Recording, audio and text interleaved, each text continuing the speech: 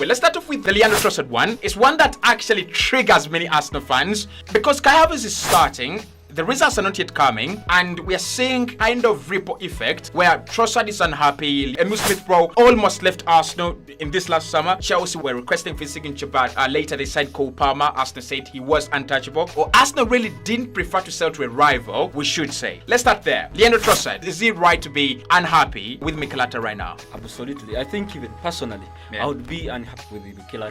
You know that. For me, I can tell that Kai Havertz is a talented boy. The talent is undisputed. The talent is there. Yeah, undisputed. But the contribution towards Arsenal, it's not yet there. Our team does not literally benefiting a lot, but we would have been benefiting from him.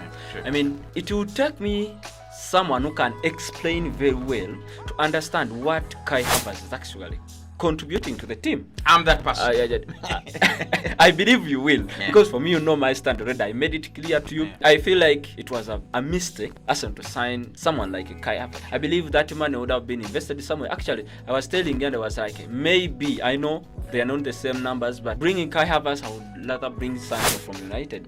Because they told me about that, and I was a little bit unhappy because I feel like Jadon Sancho is a player that has proven to be kind of lazy at Man United. I don't think he's a bad player. I just think he's done enough to deserve the minutes. No.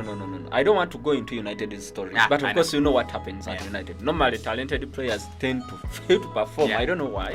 You've had the likes of Angel Di Maria. You've seen the likes of Sancho as well. You can talk about Memphis the Depay, Falcao, the Depay, and all other, the Adnan Januzaj. All those people have failed to deliver at United. So maybe the problem is bigger there, that side. Even if we talk about the Anthony has not been delivering at United the way he used to at Ajax. But if you're going to convince me how I should give my 90 minutes or 85 minutes to Kai Havertz, you must be able to illustrate exactly what he does. And it's exactly what he does. Because according myself, me as an Arsenal fan, I believe Kai Havertz is proving to be more of a liability rather than an yes, exactly. I don't know. Just that we are unlucky that we cannot illustrate. Maybe with the time, we shall. I'll show you with our fans why I believe Havertz is now a liability.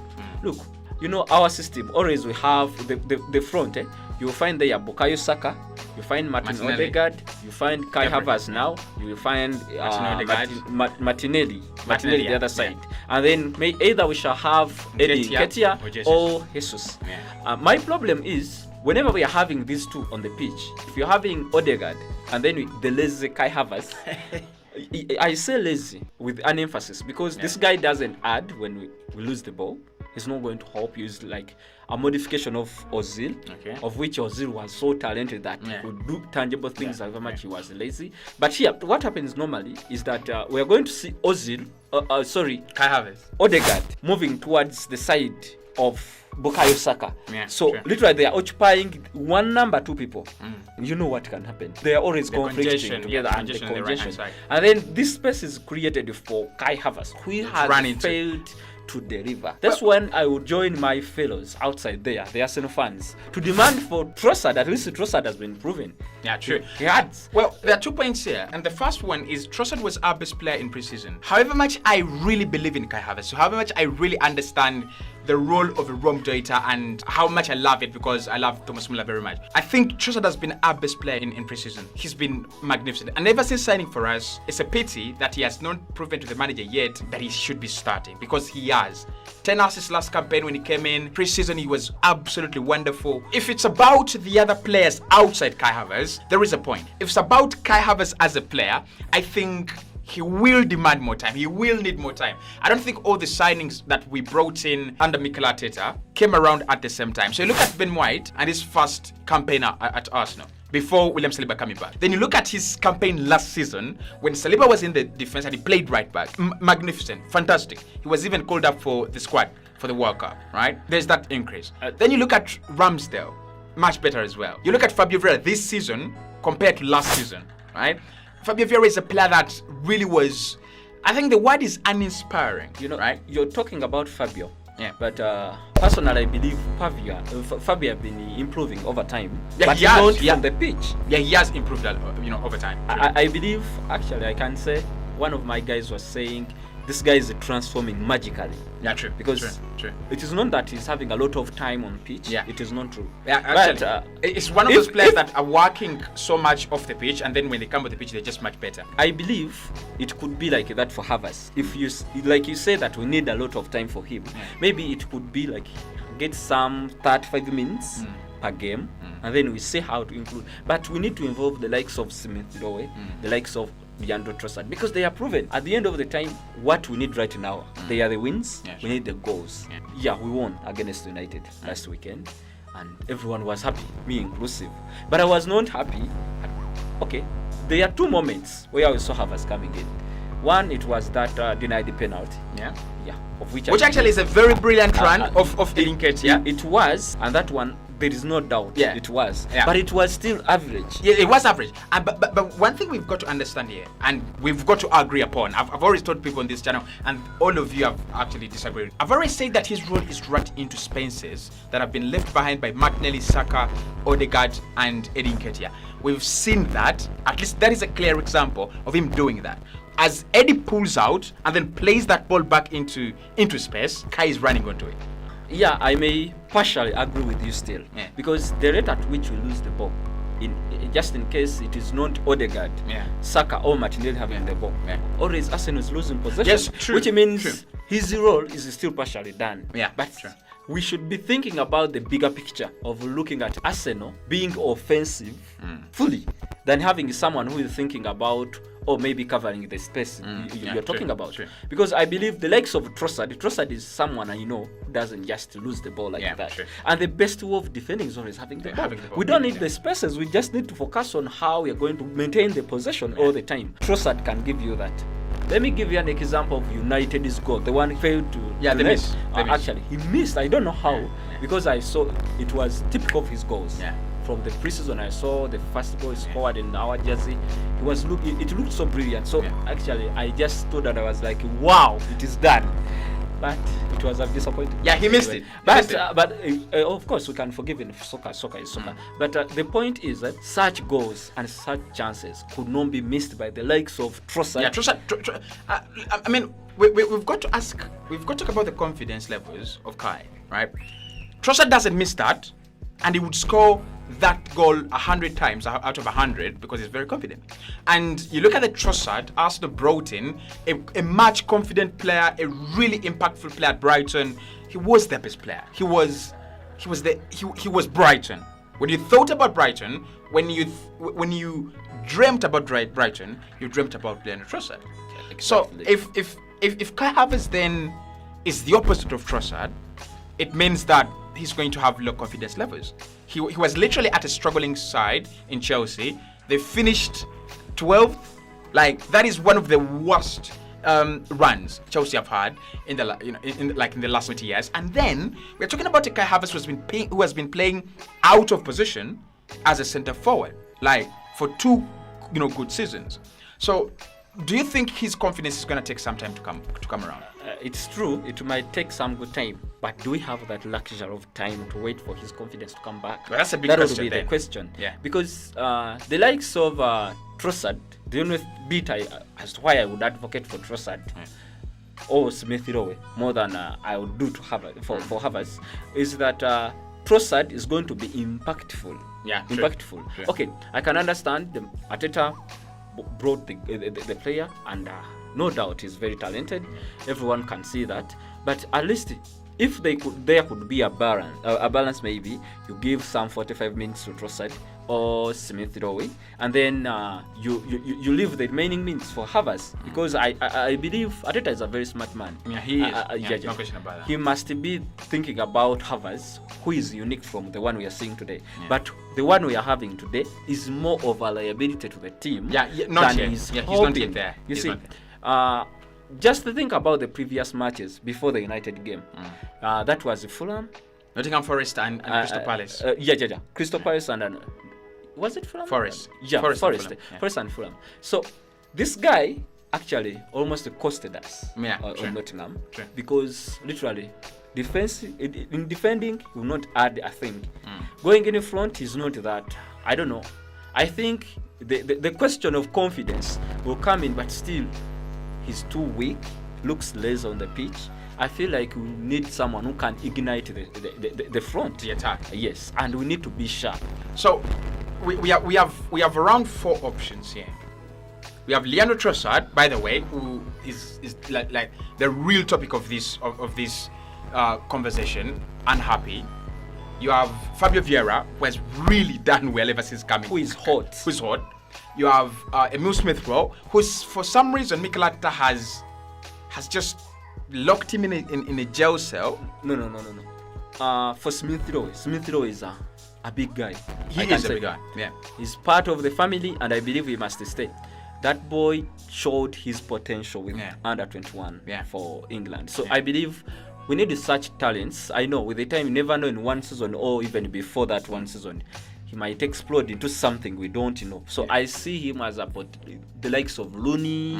I'm seeing him like that. Yeah, he's a big guy to come. So with all these options available, who is the best candidate to play alongside Rice, Martinelli on the left-hand side, in that pocket of space where Kai is, where Xhaka played last campaign? Who is the best candidate? It must be Leandro Trossard.